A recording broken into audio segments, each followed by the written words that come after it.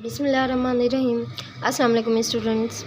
आज की इस वीडियो में हम एक्सरसाइज 1.2 का क्वेश्चन 1 सॉल्व करेंगे। तो क्वेश्चन 1 है हमारे पास, हमें थ्री सेट्स गिवन हैं। ए का सेट है, बी का सेट है एंड सी का सेट है। हमने पार्ट 1 में क्या करना है, हमने कम्यूटेटिव लॉ राइट करना है, इसका इंटरसेक्शन और यूनियन।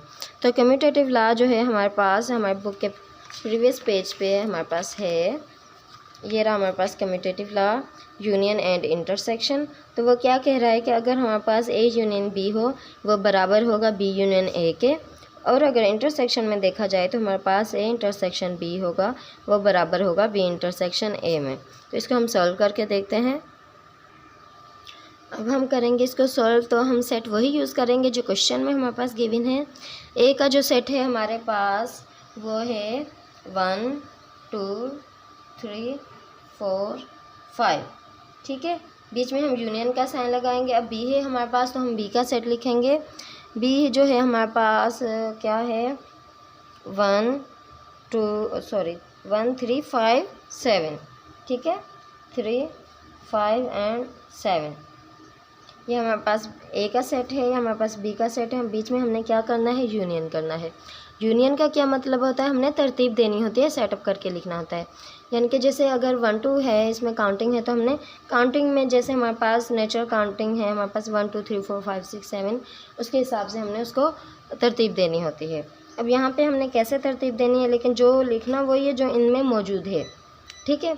अब हमने क्या लिखना है, इनको तरतीब देनी है। तो हमने 1 लिख दिया, 2 लिख दिया, 3 लिख दिया, 4 5। 5 के बाद 6 नहीं है तो हमने 6 नहीं लिखना है।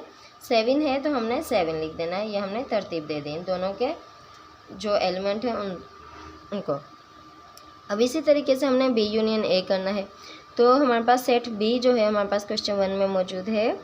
तो क्या है बी का सेट, वही जो हमने यहाँ पे लिखा है 1 3 5 7। इसको हमने यूनियन करना है। जो हमारे पास ए का सेट है क्या है 1 2 3 4 5, इन दोनों का हमने यूनियन करना है। तो हमारा आंसर सेम आएगा। हमने तरतीब देनी है काउंटिंग के हिसाब से, लेकिन उन्हीं एलिमेंट को जो इन दोनों सेट्स में मौजूद हैं। तो अब हमारे पास क्या आ गया, आंसर सेम आ गया है। तो उन्होंने क्या कहा है कि अगर हमारे पास ए यूनियन बी होगा वो बराबर होगा बी यूनियन ए के। तो इट मीन्स यहाँ पे देखें ये भी बराबर है 1 2 3 4 5 7, और यहाँ पे भी है 1 2 3 4 5 7। तो इट मीन्स ये दोनों इक्वल हैं। तो ये जो लॉ है वो बिल्कुल दुरुस्त है, हमने प्रूव कर दिया। अब इसको हम इंटरसेक्शन में सॉल्व करके देखते हैं। पहले अभी हमने यूनियन में किया है, तो अब हम इंटरसेक्शन में इसको सॉल्व करेंगे। अब हमने इसको कम्यूटेटिव लॉ को इंटरसेक्शन में राइट करना है। तो हमारे पास है A intersection B is equal to B intersection A. तो हमने पहले ए इंटरसेक्शन बी करना है। ए का सेट हमने वही लिखना है जो हमारे पास क्वेश्चन में गिवन है। तो ए इक्वल टू क्या है हमारे पास 1 2 3 4 5। बीच में हमें इंटरसेक्शन का साइन डालना है। और जो बी का सेट है हमारे पास वो क्या है 1 3 5 7, ठीक है। अब हमने इंटरसेक्शन का क्या मतलब होता है, इंटरसेक्शन वो होता है उसमें हम दोनों सेट्स में जितने भी एलिमेंट हैं उनको तरतीब दे के लिखते हैं, जोड़े पेयर बना के लिखते हैं। मीन्स अगर हमारे पास जो सेट ए में है जो एलिमेंट मौजूद वही सेट बी में भी होगा, तो वो समझो पेयर बन गया। एक इसमें भी है इसमें भी है, जो दोनों सेट में एलिमेंट सेम एलिमेंट मौजूद है वो हमने लिखना होता है। यानी कि अगर 1 जो है वो सेट ए में है और 1 हमारे पास सेट बी में भी है, दोनों में 1 है तो हमने 1 लिख देना है। अब हमारे पास 2 जो है सेट ए में है सेट बी में नहीं है, तो इसलिए हमने 2 नहीं लिखना। 3 हमारे पास दोनों सेट में मौजूद है, हमने इसलिए 3 लिख देना है।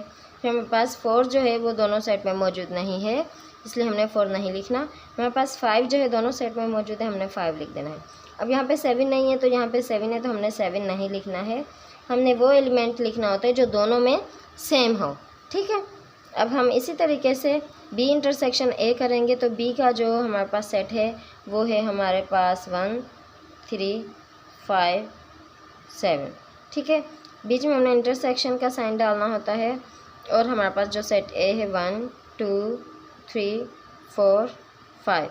अब हमने क्या करना है, इन दोनों में जो सेम वैल्यू मौजूद है वो लिखनी है। हमारे पास है 1 3 एंड 5। ठीक है, तो ये देखें हमारे पास इन दोनों का आंसर सेम है। तो इट मीन्स जो उन्होंने क्या कहा है कि हमारे पास ए इंटरसेक्शन बी जो है बराबर होगा वो बी इंटरसेक्शन ए के। तो ये बिल्कुल दुरुस्त है, हमारा जवाब जो है बिल्कुल सेम आया है। तो ठीक है, आगे बढ़ते हैं अब हम एसोसिएटिव लॉ की तरफ। तो हमारे पास क्वेश्चन 1 का पार्ट 2 है। हमने एसोसिएटिव लॉ को राइट करना है यूनियन एंड इंटरसेक्शन में। तो इसको भी हम प्रीवियस पेज पे देखते हैं, वहाँ पे हमारे पास एग्जांपल्स मौजूद हैं। इसमें हमारे पास ये रहा एसोसिएटिव लॉ। तो एसोसिएटिव लॉ हमें क्या कह रहा है कि अगर हम यूनियन में देखें तो हमारे पास है A union B union C जो कि बराबर होगा A union B union C. यानी कि जो ब्रैकेट में वैल्यू होती है हमने उसको पहले सॉल्व करना होता है, जो ब्रैकेट के बाहर वैल्यू होती है उसको हमने बाद में सॉल्व करना होता है। फिर देखना होता है कि इन दोनों का आंसर और इन दोनों का आंसर, वो दोनों आंसर जो होंगे हमारे पास बराबर होंगे। ठीक है, अब इसी तरीके से अगर हम इंटरसेक्शन में इसको सॉल्व करें तो हमारे पास A intersection B intersection C जो कि बराबर होगा इंटरसेक्शन बी इंटरसेक्शन सी के। तो ये दोनों रूल्स है, आपने इनको याद करना है अच्छे तरीके से। ये कौन सा लॉ है? Associative law. ठीक है, आपने नाम के साथ इनको अच्छे से इसके याद कर लेना है। फिर यही आपके क्वेश्चन में आएगा तो आपने इसको राइट करना है और इसको सॉल्व करना है। हम बढ़ते हैं हम पहले इसको यूनियन में सॉल्व कर लेते हैं। तो स्टूडेंट्स हम पहले लेफ़्ट साइड को प्रूव करते हैं। तो जो लेफ़्ट साइड में हमारे पास A union B union C, तो ब्रैकेट में जो वैल्यू हम पहले इसको सॉल्व करेंगे। ठीक है, तो बी यूनियन सी, तो हमारे पास सेट जो बी है वो क्या है हमारे पास, हम वो लिखेंगे। तो हमने पहले बी का सेट लिखा, फिर हमने यूनियन लिखा और सी का सेट लिखा। अब हमने इन दोनों को हमने यूनियन करना है। यूनियन मीन्स तरतीब देनी है। तो हमारे पास क्या है, गिवन एलिमेंट 1, यहाँ से 2 ले लेना है, फिर यहाँ से 3, यहाँ से 4, यहाँ से 5, 6, 7, 8। हमने बी और सी का जब यूनियन किया तो हमारे पास ये वैल्यू आ गई। अब हमने इसको साथ हमने ए को यूनियन करना है, यानी कि जो आंसर है इसके साथ हमने ए यूनियन करना है।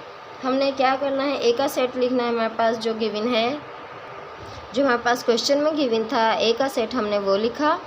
और फिर हमने जो हमारे पास यहाँ पे आंसर आया है उसके साथ हमने इन दोनों को यूनियन करना है। तो हमारे पास जो आंसर आएगा वो सेम ही होगा, यानी कि दोनों तरफ 1 है तो उससे कोई फ़र्क नहीं पड़ता, हमने बस तरतीब देनी है। हमने एक ही दफ़ा लिखना होता है 1 2 3 4 5 6 7 8। हमने तरतीब दे दी है, यानी कि अगर एक एलिमेंट 2 दफ़ा है तो हमने 2 दफ़ा नहीं लिखना, हमने सिर्फ एक ही दफ़ा लिखना होता है उसको तरतीब दे के सही तरीके से। ठीक है जी, ये हमारे पास हो गया A union B union C का जो आंसर आया है वो है। अब हम आगे बढ़ते हैं, हमारे पास इसको प्रूव करते हैं जबकि ये बराबर होगा ए यूनियन बी ब्रैकेट में है और यूनियन सी जो है बाहर है। तो हमने क्या करना है, पहले ए यूनियन बी को करते हैं सॉल्व। तो ए का सेट जो है हमारे पास, हम पहले उसको लिख लेते हैं। ए का सेट है हमारे पास 1 2 3 4 5। ठीक है जी, क्वेश्चन में जो गिवन है वही सेट हमने लिखने हैं। मैं आपको फिर से एक दफ़ा दिखा देती हूँ। ये रहे हमारे पास जो A equal to B equal to and C equal to, ये तीनों सेट है, हमने इन तीनों सेट का इस्तेमाल करना है। ठीक है, तो हमने पहले ए का सेट लिखा, फिर यूनियन लिखा, फिर बी का सेट लिखा। इन दोनों सेट के लिखने के बाद अब हमने क्या करना है, यूनियन करना है, मीन्स तरतीब देनी है। तो तरतीब कैसे देनी है, 1 2 के हिसाब से 1 2 3 4 5 एंड 7। ठीक है, 6 नहीं है इन दोनों में तो हमने 6 नहीं लिखना है। ये हमारे पास आ गया ए यूनियन बी का आंसर। अब हमने जो हमारे पास ए यूनियन बी आया है इसके साथ ही हमने यूनियन सी करना है, मीन्स जो ये आंसर है इसके साथ हमने यूनियन करना है, जो सी का सेट है वो लिखना है। तो हमने पहले इसको उतार लेना है 1 2 3 4 5। ठीक है, अब हमने यूनियन लिखा। सेट सी जो है हमारे पास वो क्या है, 2 4 6 8। हमने इन दोनों को तरतीब देनी है, तो हमने लिखा 1 2 3 मौजूद है 3 लिख दिया, 4 मौजूद है 4 लिख दिया, 5 6 7 नहीं है इन दोनों में तो हमने 7 नहीं लिखना है, 8 लिख देना है। ठीक है, 8 है इसमें, ये हमने तरतीब दे दी इसको अच्छे से। अब ये देखिए हमारे पास उन्होंने कहा है कि ये दो वैल्यू जो बराबर होगी दूसरी वैल्यू के, तो हमारे पास जो एक वैल्यू है 1 2 3 4 5 6 7 8 और जो दूसरी वैल्यू है 1 2 3 4 5 6 8, यहाँ पे 7 कैसे आ गया? मीन्स हमने कोई गलती की है। यहाँ पे भी 7 था, मैंने 7 नहीं लिखा, ठीक है। यहाँ पे देखें मिस्टेक हो गई, 7 था, मैंने उतारते वक्त 7 नहीं लिखा। तो अब यहाँ पे भी 7 आएगा क्योंकि हमारे पास जो सेट में 7 मौजूद है, ठीक है जी। अब देखें हमारे पास जो है दोनों तरफ का जो सेट है वैल्यू है वो हमारे पास इक्वल है, तो इट मीन्स जो इनका लॉ है एसोसिएटिव लॉ बिल्कुल उसके मुताबिक हमने किया तो बिल्कुल दुरुस्त है, ठीक है जी। आगे बढ़ते हैं, इसको अब हम इंटरसेक्शन में सॉल्व करते हैं। तो स्टूडेंट्स हम एसोसिएटिव लॉ का पहले इंटरसेक्शन सॉल्व करेंगे। अब हमारे पास जो दोनों साइड हैं, right side and left side, दोनों इक्वल होंगी। तो हमने पहले लेफ़्ट साइड लिखनी है, A intersection B intersection C, यहाँ पे हमने लिख लिया, इसको हमने पहले सॉल्व करना है।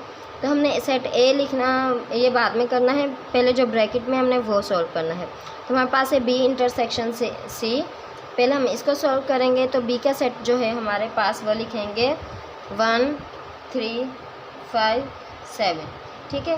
बीच में हम इंटरसेक्शन का साइन डालेंगे और जो सेट सी है हमारे पास क्वेश्चन में जो गिवन था हमारे पास 2 4 6 8, ठीक है, 2 4 6 एंड 8, ठीक है जी। ये हमने लिख लिया। अब हमने इंटरसेक्शन करना है, मीन्स पेयर बनाने हैं, मीन्स जो दोनों तरफ वैल्यू मौजूद है हमने वो लिखनी है, जो एक तरफ है एक तरफ नहीं हमने वो नहीं लिखनी। तो अगर हमारे पास 1 है तो 1 इस तरफ नहीं है, हमने 1 नहीं लिखना, 3 भी नहीं है इस तरफ, 5 भी नहीं है, 7 भी नहीं है, तो कुछ भी नहीं है, हमारे पास खाली सेट बन गया, ठीक है। बी इंटरसेक्शन सी क्या है, हमारे पास खाली सेट है क्योंकि यहाँ पे ऐसी कोई वैल्यू नहीं है जो दोनों तरफ मौजूद हो। अब हमने इस खाली सेट के साथ हमने इंटरसेक्शन ए करना है। तो हमने क्या करना है, ए इंटरसेक्शन करना है, जो इसका खाली सेट आया है हमारे पास, तो इसके साथ हम इंटरसेक्शन करेंगे। अगर हम ए की वैल्यू लिखेंगे, जो सेट ए है हमारे पास हमने वो लिख देना है 1 2 3 4 5, ठीक है। और दूसरी तरफ हमने इंटरसेक्शन और जो खाली सेट है इसका इंटरसेक्शन तो वो होता है ना जहाँ पे हमारे पास दोनों तरफ जो एलिमेंट सेम हो हमने वो लिखने होते हैं। यहाँ पे तो कोई एलिमेंट नहीं है तो इस तरफ जो है उसका कोई फ़ायदा नहीं, हमने पेयर बना के लिखना होता है। तो हमारे पास इसका आंसर भी खाली सेट आएगा, ठीक है जी। यहाँ पे इसका आंसर खाली सेट आ गया। अब हम राइट साइड को प्रूव करते हैं। हमारे पास जो राइट साइड है वो है ए इंटरसेक्शन बी है।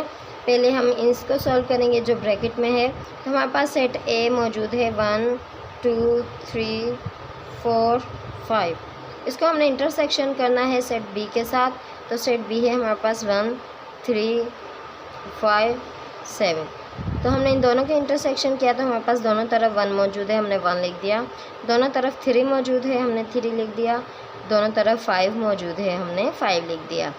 ये हमारे पास आ गया। अब हमने इसके साथ करना है इंटरसेक्शन सी।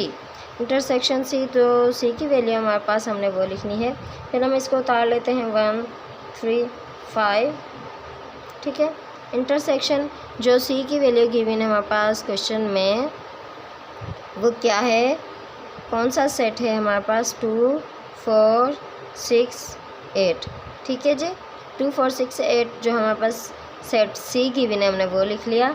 अब हमने क्या करना है, दोनों को इंटरसेक्शन करना है। तो जो दोनों तरफ मौजूद है वैल्यू हमने वो लिखनी है।